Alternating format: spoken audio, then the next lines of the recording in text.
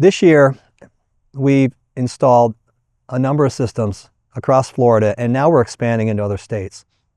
What we're finding is that it doesn't really matter whether or not we're dealing with southern Bermuda grass or bent grass up north. All turf, all soil needs oxygen. We're even starting to do work with cannabis operations. We're doing work in grow houses.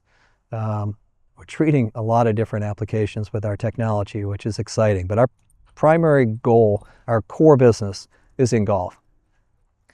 In middle of this past year, in 2024, I started to ask some of my customers, what are some of the other issues that you have to deal with that are difficult in water quality? And again, it's the largest input on the golf course, but unfortunately, it's the least controlled.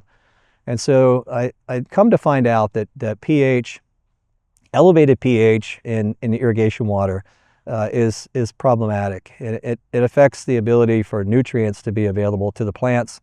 And when pH gets very high, all the nutrients that get applied to the golf course essentially are not being used. And so I started evaluating that. I asked what they used. Many of them used mineral acids.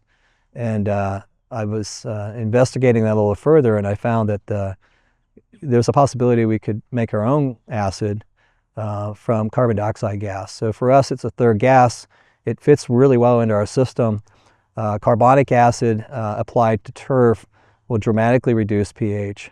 And the beauty of it is it's very inexpensive. The ultrafine bubble technology has tremendous gas transfer efficiency. So almost all the CO2, all the oxygen, all the ozone gas that we put into the ultrafine bubble processor gets converted and mixed directly into the water to form these ultrafine bubbles.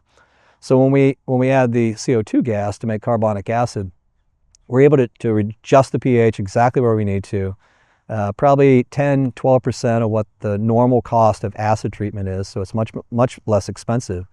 And it's better for the environment. It's a more sustainable type methodology. When the carbonic acid is used by the turf, it breaks down into carbon, which replenishes carbon in the soil. So it's a much more